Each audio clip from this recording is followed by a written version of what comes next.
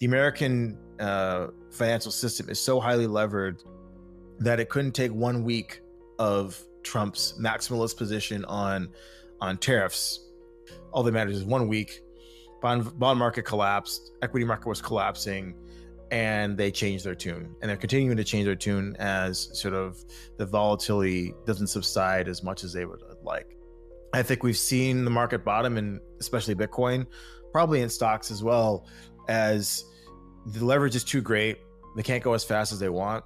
Money will be printed. Trump's tariffs, China's counterplay, and why Bitcoin could be the big winner.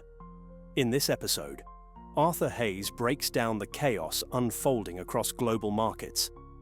Just minutes after Trump's latest press conference, Hayes reacts in real time, explaining why Trump's aggressive tariff policies are already starting to crack under pressure, and why America's financial system simply can't handle the strain.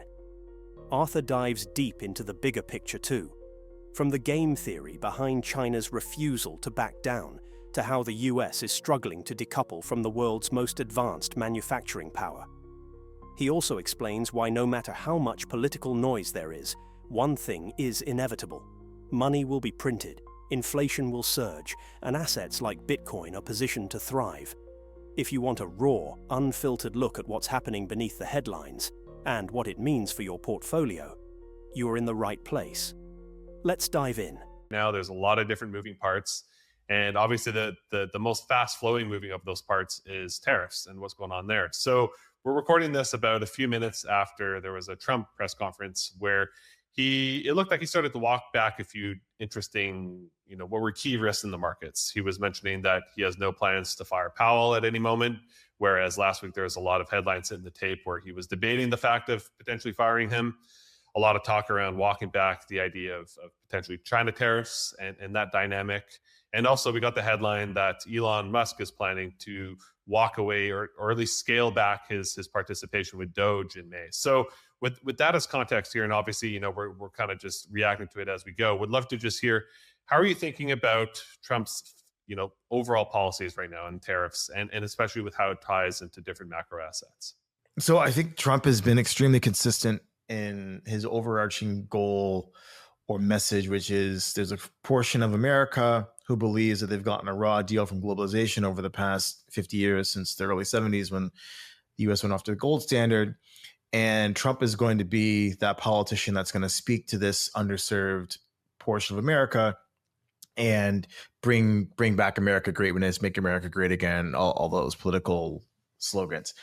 And, he's been very consistent in his messaging that, essentially the current account deficit that the US runs, which is in the trillions of dollars every year, has to go to zero. And manufacturing has to come back on shore. The financial system has to change, and all these sorts of things. Now, the question is how fast and how hard can he go at these goals? In 2018, he started the trade war with China by restricting semiconductor chips. There is a sort of deal reached between the U.S. and China. Not really much of anything changed. Obviously, Trump lost the next election, but Biden and the Democrats continued these policies of, hey, America's getting a raw deal. Maybe the rhetoric wasn't as inflammatory as Trump, but Biden ratcheted up tensions with China and increased the restrictions on semiconductor sales to China. Classified them as a strategic competitor and all these sorts of things. So it's a bipartisan effort within the American empire to sort of try to distance themselves or decouple from China. Which brings us to this year where, Trump has reinvigorated, won the election, has this mandate. Senate and the House are both Republican. And so, he went with a maximalist position on tariffs, though, worst of all worst cases, no one even thought he would go, to these levels of tariffs. And obviously we saw a complete meltdown in the markets afterwards. And, I guess you can say he fucked around and found out exactly how much pain America and all the different vested interests could take.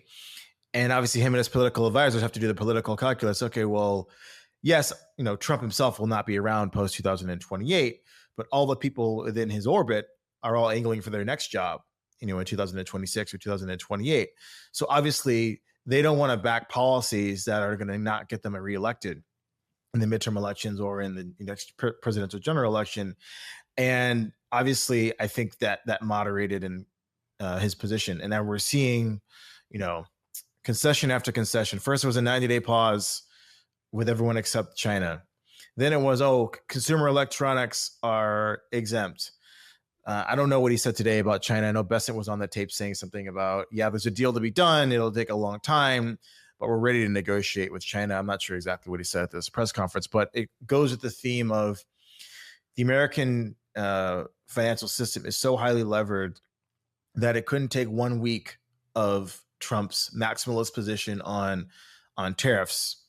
And some people might say that, this tariff thing is a good thing, that America returns to a balanced budget and, brings back manufacturing jobs and all that kind of stuff. It doesn't really matter what you think of it's good or bad, but all that matters is 1 week, bond market collapsed, equity market was collapsing, and they changed their tune. And they're continuing to change their tune as sort of the volatility doesn't subside as much as they would like. And so I think it's just, we're traversing along this trend. I think we've seen the market bottom, and especially Bitcoin, probably in stocks as well, as the leverage is too great. They can't go as fast as they want. Money will be printed. Yeah, that always feels like the point of tension between, what can we actually get done versus how much can the financial system hold in terms of the strain involved in us. Obviously, when we got the 30-year passing 5% yield, that was starting to be more evident of the maximum amount of pain and uncertainty that it can hold. And we've seen that, ratcheting back. So I want to double click down into, you've had some interesting insights on the reflection and how China is thinking about this all right now, and how does that get reflected in their currency and where they try to fix that. So I have two questions I want to ask you here. One is, what do you think is the goal in terms of this tariff approach on the US's allies, notably like Europe and Canada and Mexico? Is it trying to go hard up front to try to, consolidate these trade deals all together and get the Western countries all aligned to go after and isolate China? And then also, what's your thesis on the end game here in terms of China, and especially in terms of their reaction function, in terms of how do they navigate managing their currencies? Because you've had some really interesting insights around that. U.S. Treasury Secretary Bessent has been quite clear, at least in his mind. The strategy is, okay, let's get together all the good people and those aligned with Western values, blah, blah, blah, and we're going to present this united front to China, which I guess kind of makes sense because, we saw what happened when the U.S. tried to restrict exports from China to come into the U.S. market. Then China said, okay, Mexico, Vietnam, Thailand, Malaysia, we'll figure out a way to get the stuff through you onto the U.S. And, nothing really changed.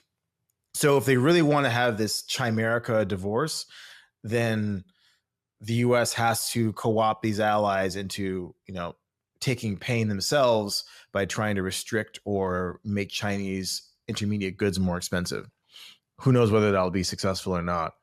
On the Chinese side, they have a different reaction function, more so because if you think, read enough Chinese history back, the many thousands of years that the Chinese civilization has existed, obviously the Chinese people and the Communist Party rhetoric is very clear on this, view the last 100 or so years as the century of humiliation between the fall of the Qing dynasty.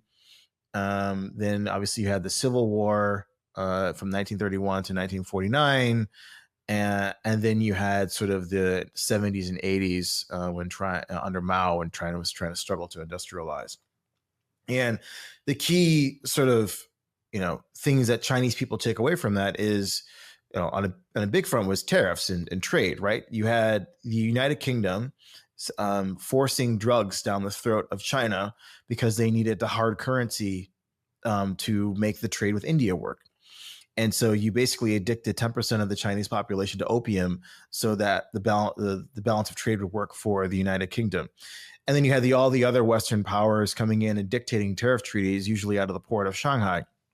And this was to the detriment of the Chinese state.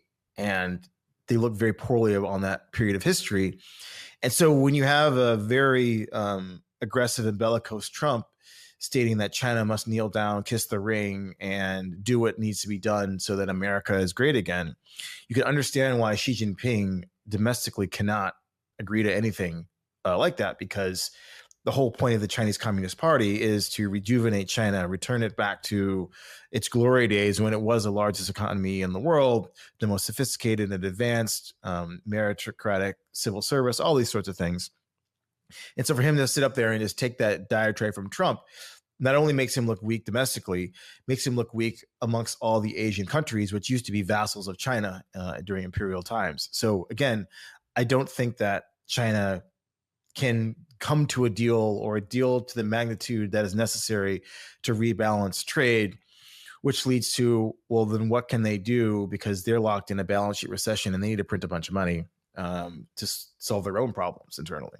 Yeah, totally. And it feels like that's where the game theory is at now, which is, yeah, how do they navigate that? So, as it stands today, with how high the tariffs are between the US and China, if we take them at face value, it's effectively an embargo between the two largest economies in the world. And I'm curious, how do you think about if that stays constant? And, to your point that, Xi Jinping cannot just, relent here, is that, they also have a lot more time on their side than I would say is like a traditional like 4-year election cycle. So they're not in a rush. So if we're in this current situation where there's just this embargo between the two largest economies, how do you think about the effect of that on the global economy? Like if we take the assumption that the rest of the countries will come to some sort of at least marginal deal on tariffs, but the tension with China remains, can we have that and not have a recession? Or is that, just sort of part and parcel of it?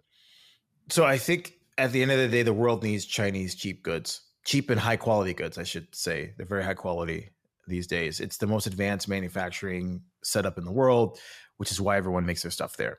Period. End of statement. There's no debating that.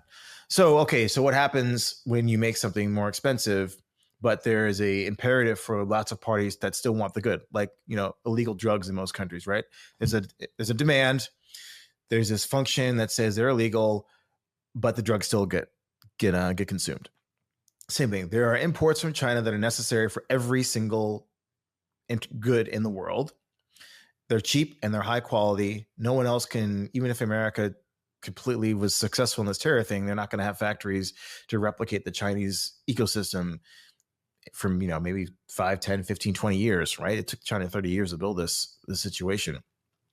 So the goods are going to find their way to America at the end of the day. People are going to cheat and do all this sort of things. There might be some secret pathways that are allowed, that face-saving measures, so that both sides can claim that no trade is happening. But if you really dig through the details, there's trade happening. It's just more expensive. You just increase the cost of the good, but the good is still going to get there because China is the only one who can make it.